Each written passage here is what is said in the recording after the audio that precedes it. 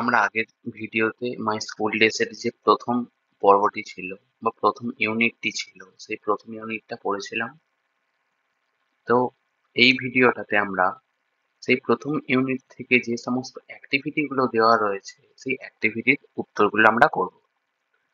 তো অ্যাক্টিভিটি 1 এ কি আছে? Let's answer the following question. কিছু কোয়েশ্চেন দেওয়া রয়েছে, সেই কোয়েশ্চেনের অ্যান্সার গুলো আমাদের করতে হবে। এখানে প্রথম কোয়েশ্চেন দেওয়া আছে, to which school was the author admitted? মানে কোন স্কুলে অথর মানে লেখক ভর্তি হয়েছিল? তাহলে আমরা আগেই পড়ে এসেছি কোন স্কুলে ভর্তি হয়েছিল, বালিগঞ্জ গভর্নমেন্ট হাই স্কুলে। তাহলে এখানে আমি উত্তরটা পূর্ণ বাক্যে লিখেছি, the author was admitted to Ballygunge government high school. তাহলে প্রথম উত্তরটা হয়ে গেল। What was the school hall used for? স্কুলের যে হল ঘরটি ছিল সেই হল ঘরটা কি কাজে ব্যবহার হতো বা কিসের জন্য ব্যবহার হতো? তাহলে আমরা জানি কিসের জন্য। দ্য স্কুল হল ওয়াজ used for the annual prize distribution ceremony. সেখানে কি হতো?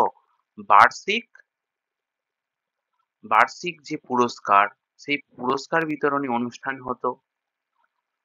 সেখানে fest on the occasion of Saraswati Puja and showing play and movie. সেখানে কি করা হতো?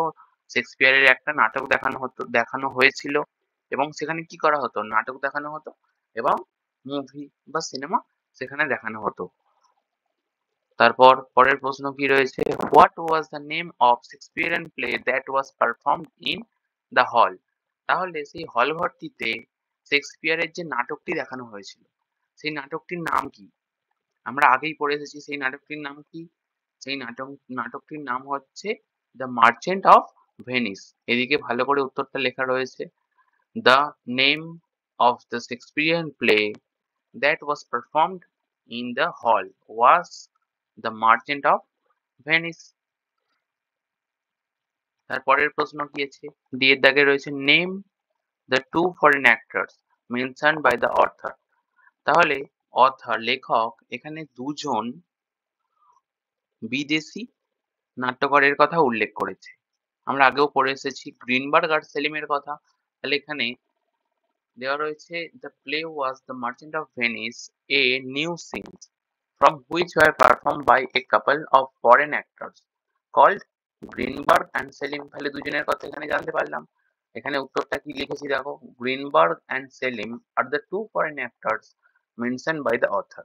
তাহলে এখানে আমাদের অ্যাক্টিভিটি 1 হয়ে গেল মাই স্কুল ডেজ গল্পের। তারপরে কি দেওয়া রয়েছে? Activity 2।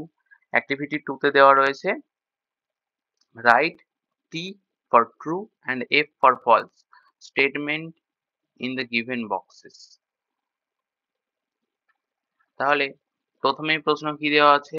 The author went to Ballygunge government high school with his mother. তার মানে কি, বালিগঞ্জ গভর্নমেন্ট হাই স্কুলে অথর যে ভর্তি হতে গেছিল বা গেছিল তার মায়ের সাথে গেছিল। তাহলে এখানে উত্তর কি হবে? ফলস হবে। কারণ সে গেছিল কার সাথে? তার মামার সাথে, মেটার্নাল আঙ্কেল। তাহলে এখান থেকে আমি লিখে দিতে পারবো, one morning I went to Ballygunge government high school with my maternal uncle. এখান থেকে আমি স্টেটমেন্ট দিয়ে দিতে পারবো। তারপরের প্রশ্ন, the Ballygunge government high school is the one of the eastern side of the Beltala police station. তাহলে এই যে স্কুলটা, বালিগঞ্জ গভর্নমেন্ট হাই স্কুলটা কোথায় ছিল? ইস্টার্ন সাইডে ছিল, বেলতলা পুলিশ স্টেশনের। তাহলে এটা ঠিক না ভুল?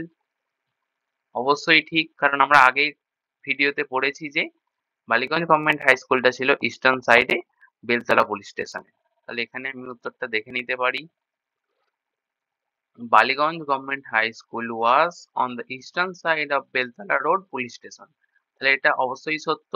তাহলে এখান থেকে আমরা সাপোর্টিং স্টেটমেন্ট লিখে নিতে পারবো। তারপরের প্রশ্ন হচ্ছে, southern part of the school was the playground. তাহলে সাউথার্ন পার্ট মানে উত্তরের দিকটা কি ছিল? আমাদের স্কুলের প্লেগ্রাউন্ড মানে খেলার মাঠ। হ্যাঁ, এটাও সত্য, এটাও ট্রু। তাহলে এখানে আমি দেখে নিতে পারবো, the southern part of the school was our playground. তাহলে উত্তর দিকটা কি ছিল?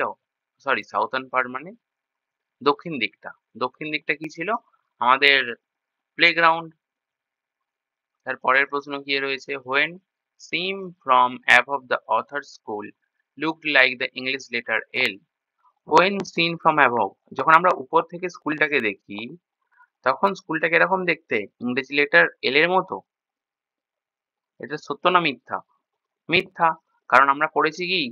কিসের মতো দেখতে? ইংরেজি অক্ষর T এর মতো। এখানে দেওয়া রয়েছে T। When seen from above, the school looked like the English letter T. তাহলে ওখানে L দেওয়া রয়েছে। তাহলে ওটা উত্তরটা ভুল হয়ে গেছে। ভুল হবে। তারপর activity 3 activity 3 তে কি দেওয়া রয়েছে? এখানে উত্তরগুলো আমি লিখে দিয়েছি পরপর। দেখে দেখে তোমরাও খাতায় লিখে নিতে পারো। activity 3 তে দেওয়া আছে let's match the words in column A with their meanings in column B. তাহলে এখানে দুটো কলাম আছে, একটা A আর একটা B। তাহলে দুটোকে কি করতে হবে? ম্যাচ করতে হবে। তাহলে প্রথমেই A এর দাগে দেওয়া রয়েছে sum। sums মানে কি? যোগ করা। তাহলে যোগ করাটা কি? এখানে একটা mathematical problems, তাহলে mathematical problems হবে। nodded, nodded মানে কি? মাথা নাড়ানো। তাহলে এখানে কি হবে? moving the head up and down to say yes. তারপর surrounded, surrounded মানে কি? surrounded মানে চারিপাশে। surrounded মানে চারিপাশে।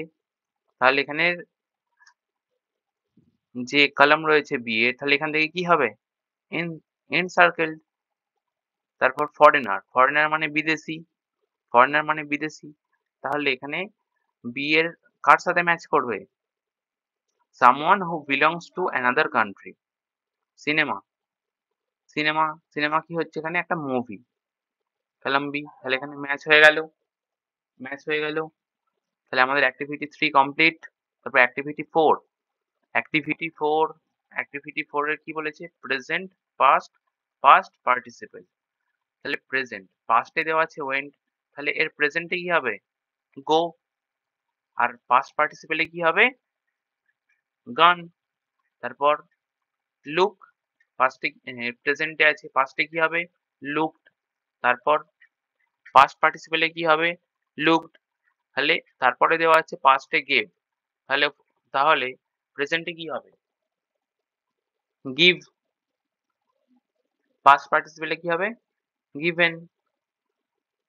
এখানে তার পরেরটা দেওয়া আছে কি? পাস্ট পার্টিসিপেলে shown দেওয়া আছে। তাহলে প্রেজেন্টে কি হবে? show, showed, use, used, used। তাহলে এখানে আমি went, এখানে আমি লিখে দিতে পারি go। পাস্ট পার্টিসিপেলে কি হবে? gone। look, পাস্টে কি হবে? looked। তাহলে পাস্ট পার্টিসিপেলে কি হবে? সেম হবে, looked। gave, gave দেওয়া রয়েছে পাস্টে, তাহলে প্রেজেন্টে কি হবে? give। পাস্ট পার্টিসিপেলে হবে কি? given।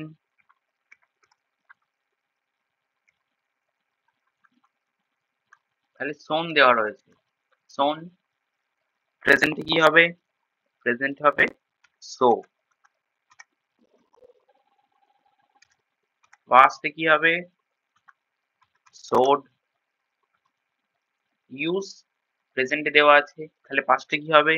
ইউজ, ইউজড হবে। সেম পাস্ট পার্টিসিপেলেও ইউজড হবে। বোঝা গেল?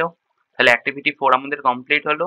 Activity 5, activity 5 from the sentence of your own with the following verbs। এখানে যে ভার্বস গুলো দেওয়া রয়েছে, তাহলে এখান থেকে কি করতে হবে? সেন্টেন্স বানাতে হবে। সেই সেন্টেন্স গুলো অ্যাক্টিভিটি 5 টা তোমরা কি করবে? তোমরা নিজে থেকে করবে এবং সেটা এই ভিডিওর কমেন্টে পোস্ট করবে। ওকে? তাহলে আমরা এখান থেকে ফার্স্ট ইউনিট পড়া হলো। সেই ইউনিট থেকে যে সমস্ত প্রশ্নগুলি রয়েছে সেই প্রশ্নর উত্তরগুলো করা হয়ে গেল। তারপরে নেক্সট ভিডিওতে আমরা পড়ব তারপরের ইউনিটটা। ওকে, থ্যাংক ইউ।